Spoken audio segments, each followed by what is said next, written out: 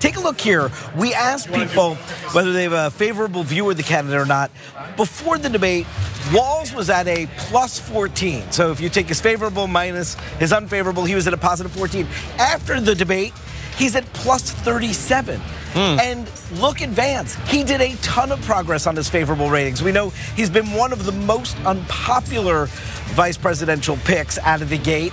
But look at the good he did himself here. He went from a minus 22 favorable rating before the debate with this group of debate watchers to a minus 3. But again, this group of debate watchers is about 5 percentage points more Democratic overall than an overall registered voter population would be. Well, that was some of the analysis following the vice presidential debate of the 2024 election cycle, of course, between JD Vance and Tim Walz. Real quick, before I get to some more of the analysis, very curious what you thought of what we just watched, John. I think there's a lot of different things that you can hope to accomplish from a debate. The top line thing that a lot of people focus on is who won. But what does that even mean? You can mean a lot of different things by who won. I think across most of the answers, last night, and I stand by it, would give a narrow win to JD Vance. But one thing you can do, and honestly, to the individual candidate long term might be the most important part, is how does it change people's opinion of you? Either in that clip, they were talking about sort of raw favorability, and then they also tracked, do you think that this person is qualified to be president if necessary? Changing those numbers might not immediately change the overall polling numbers for the presidency, but they can also, but it still can be a very important thing long term for the candidate. Yeah, I agree with you on that. So let's get into some more of the polling and what voters were saying after the VP debate. So when you look at the post-debate polls, voters seem kind of split actually on who did better, whose performance was better, suggesting that Americans actually came away with kind of liking both politicians, which is surprising. And look, before I get into the details and the numbers, I think a lot of that had to do with the fact that it was a breath of fresh air to see two individuals who disagree with one another act like adults, you know what I mean? And not like immediately devolve into ridiculous, childish name calling and stuff like that. So I think that the debate was much more substantive than what we got in the presidential debate. And I think we know why. We know what the common, the lowest common denominator was in the presidential debate. Now, with that in mind, let's talk a little bit about what the polls are saying about the VP debate.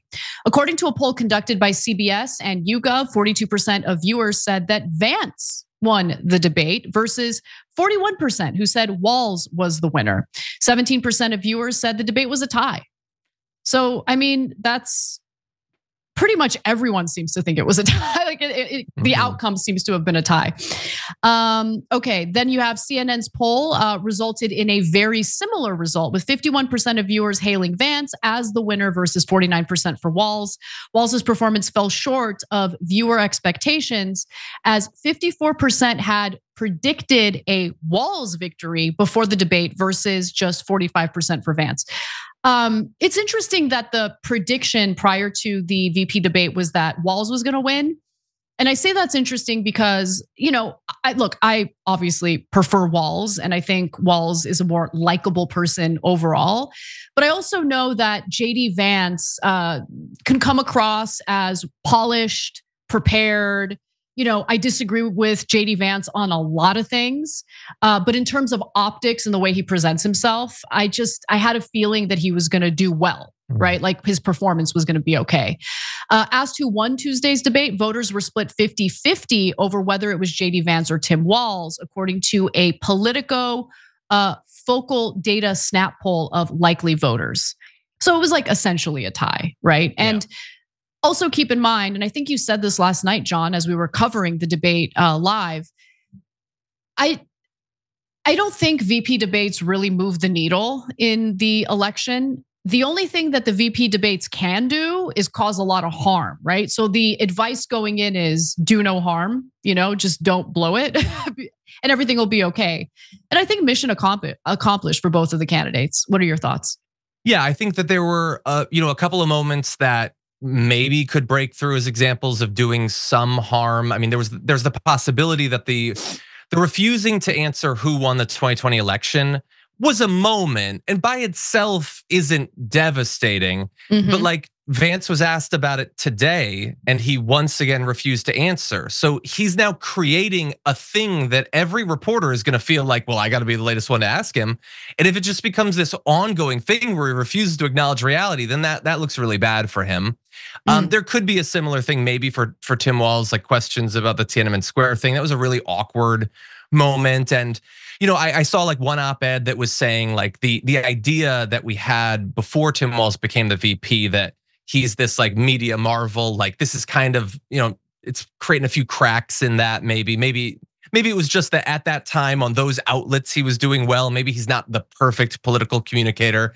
Again, some of these early evaluations coming out of the debate, I think might go a bit too far. But yeah, I think overall it's unlikely to change much. They rarely do. And the strategies that both of the candidates were pursuing was very safe. To your point earlier about people expecting that Walz would win, I think like Brett, I talked to Brett earlier and he said JD Vance is an Ivy League trained lawyer. He damn well better win a debate, which I think is a good point. Like that's what they're trained to do. But I think if you assumed, and I assumed that Walz might win, it's not necessarily because I think Walz is a great debater. Famously, when he was chosen, he said he's not a good debater. It was more that there's a lot of material you could use against Vance. You could bring up the childless cat ladies and the raising taxes on people without kids and all on and on and on the crazy things that he said. But the strategy was so safe that Walz didn't really do that.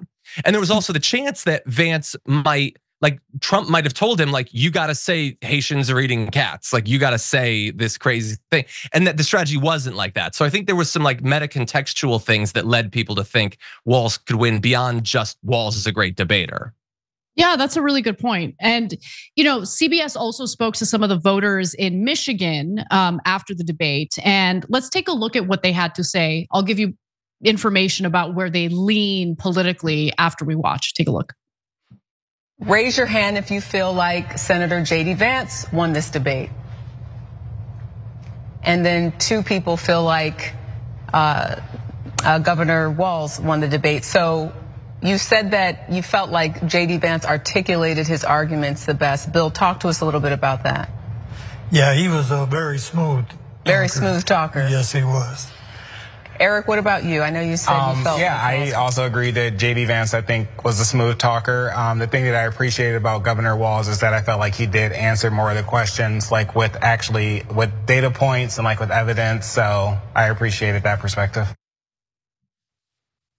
Okay, so when it comes to this particular panel, and by the way, like obviously this is all anecdotal, right? That's not a poll, that's not a representative sample of voters, but still it's interesting to hear actual voters and what their thoughts were, like ordinary people and what their thoughts were after the debate. And so this panel had Republicans and Democrats in it, but leaned slightly conservative. 2 had already decided that they were gonna vote for Harris, 2 decided they're gonna vote for Trump, and 1 was a Republican debating whether or not to vote, and 1 was an undecided Nikki Haley supporter. So thoughts on what you heard from the voters in that clip, John? Yeah, I think you're totally right that it's just anecdotal, but it is supposed to give us a window into what regular people are like of a variety of sorts. And I think that those 2 answers we saw are like exactly what those groups of people are supposed to feel. Like maybe someone who's a little bit more, like favorable towards the Republicans is just supposed to come out and be like, yeah, that was smooth. Like, and they may not say it, but what they mean is in comparison to Donald Trump. They're not supposed to come away from Vance like, I'm glad that he talked about the app at the board. Like they're supposed to just get an impression that, oh, he's impressive, I guess. And a lot of voters it's not that difficult to get them to have that impression. A lot of them think that Trump is impressive. So it was just supposed to be like, it's a vibe that you're trying to get them to think of. And then with the second guy that answered, like there are the voters that are perhaps like, that they're a little bit more focused on the wonky stuff. And you wanna, deliver your message strongly, but also make clear that, you're following the science or whatever. Like, I think that the 2 sides, like that's exactly who they're trying to appeal to. So it's fascinating that those are the 2 that were chosen in the focus group to actually respond. Yeah, yeah. Look, NBC News did something similar. They took some time to speak with ordinary voters, a similar group of Pennsylvania voters in this case. But they actually did not agree that Vance won the debate. To be clear, some of you had made up your minds going into the debate. We had two really very much pro-Harris. You were probably for Harris. You guys were you were more unsure. And then we had two people who were really considering Donald Trump, including Brian. And Brian, I want to go to you because it's been fascinating to get your read on what happened tonight. Because it seemed like you went in sort of wanting to like JD Vance and thinking about Trump. If you were going to say who won tonight, I would say that Tim Walz won. I wonder, would everybody say that Walz won this debate? A show of hands. No pressure. Okay. Not sure, Claire. Claire, you win. I don't know what it means to win a debate. You know what? My favorite person in this entire story is that very last woman who said, yeah, what does it even mean to win the debate? I think that your own personal biases usually play a role, right? Like whether you want to admit it or not, you're going to want to root for your preferred candidate. But also, how do we measure it, right? Like I think looking at the polling can measure it, but also what kind of impact is it really going to have on the election? Like that's the part that really stands out to me because we get all excited about the debates. We put a lot of weight behind it. But overall, I don't think debates really move the needle that much. They could cause a lot of harm to a candidate, as we learned with Biden, obviously. But in the end, a lot of people judge based on vibes. I think confidence really matters. Tim Walz being nervous in the very beginning of the VP debate wasn't great, but he loosened up. And then by the end, he was freaking killing it. So those are my thoughts, and at the end of the day, the VP really doesn't do anything. The only time the VP becomes relevant is if something happens to the president. But overall, it was a perfectly fine debate. I liked that it was civil. I liked that it was a little bit boring. And I want more of that. I want boring, substantive debates. Yeah, I would like a little bit less lying, but I like those two things that you talked about. And to how much the VP matters, we learned that the VP only matters if something happens to the president, as you said. And what happens to the president could be literally that he's not running anymore, and now the VP is, and suddenly the VP was always in charge of everything. And obviously, not a single one of these Republicans thinks that, but it's convenient, I guess, to pretend.